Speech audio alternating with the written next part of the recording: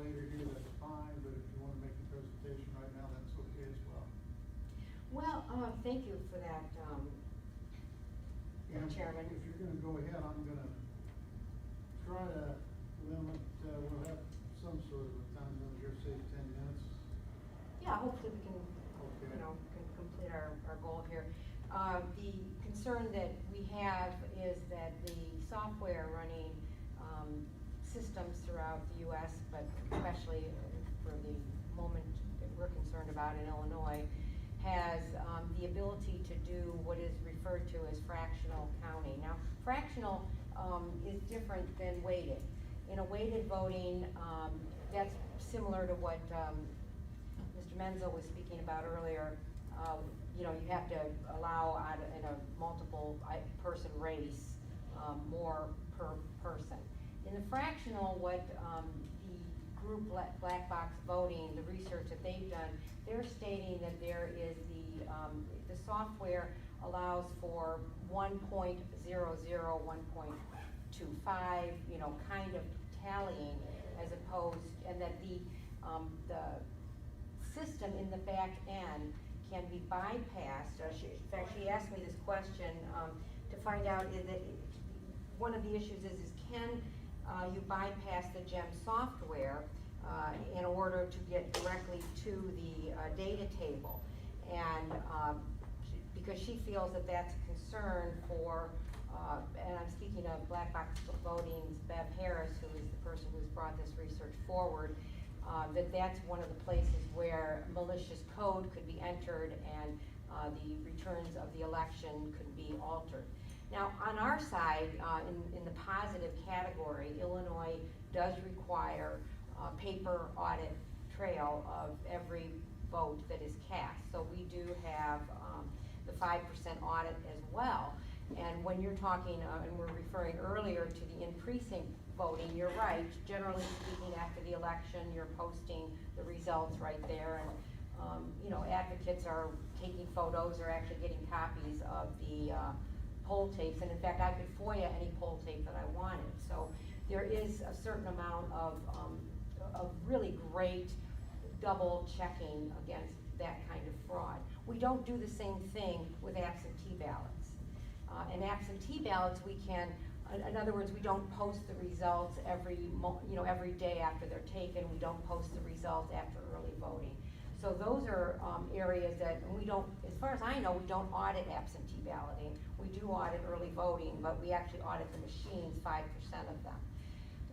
My concern would be that in going back to what you had mentioned, Mr. Cadigan, a while ago about the 2-year interim certifications that we have. And when we do that with Dominion, for instance, they have been on a temporary interim forever. They've never, and I don't think that they even could ever get their equipment finally certified because it actually didn't pass the EAC's requirements, which is why they took it out of that original testing program. But my concern is that if they submit this software to you and you put it into a vault of some sort, is it possible that that software then is altered, and how does that impact the whole voting process? Do we have security protocols in place to assure that when they're updating for the particular election that there's no holes in that code? And we all know that the theft, I mean, that's what the IVR whole conversation was about. They are coming up, they meaning malicious individuals, are coming up with new ways to penetrate and to potentially impact elections all the time. And I don't know that software that was built 20 years ago has continued to be updated to assure that those kinds of problems aren't happening. And when you have a big rapid ballot counting machine, as we do in Chicago, that never passed the error testing requirements of the EAC, running code or running ballots, is that actually secure? And how do we know? How can you assure us, the public, that it is? I'm concerned about the ability for different individuals to have access to the software code that's running elections. I'm I'm concerned about every single dark hole that there could possibly be in terms of the moment that the vote is counted and when it's reported. I'm personally not a software expert, and I don't pretend to be. I don't even have a huge amount of data on this particular problem. I'm just starting to learn about it. But I think since Chicago has made the commitment, for instance, to replace their voting machines in 2018, I'm assuming, and I don't know, because it's simply an assumption, that suburban Cook is going to do the same thing. We, as a board, should really have an updated opinion about what is the safest software. The software that is running this equipment has been challenged by both the Democrats and the Republicans for its veracity. And so it's not a partisan issue, it's a nonpartisan issue.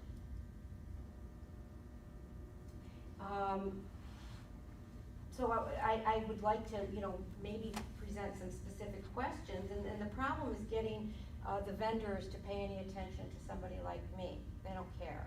I don't have any power, but you do. And we would like to have the board find out what is the vulnerability of the software that is counting all of the votes throughout the state of Illinois. Thank you. Thank you, Ms. Murray, and thanks for the previous information that was furnished.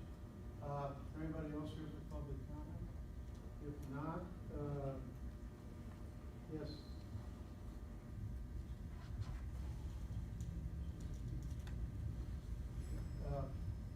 Gentleman from Dominion? Yes.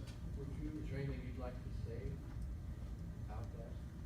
I Nothing you need forgot to. your name. Could you? Yeah, Dr. Coomer, Eric Coomer from Dominion. Yeah, I mean, I can say that well, we are constantly assessing different threat models against all of our systems that we have fielded throughout the U.S. and internationally as well. Due to the certification environment that we are in, no, we are not allowed to do routine updates without having to go through a recertification effort, but we do routinely give guidance on how to best secure systems, and also going back again to the final mitigation against all of this is a robust auditing and canvassing process, which all of our jurisdictions have implemented. Yeah, thank you.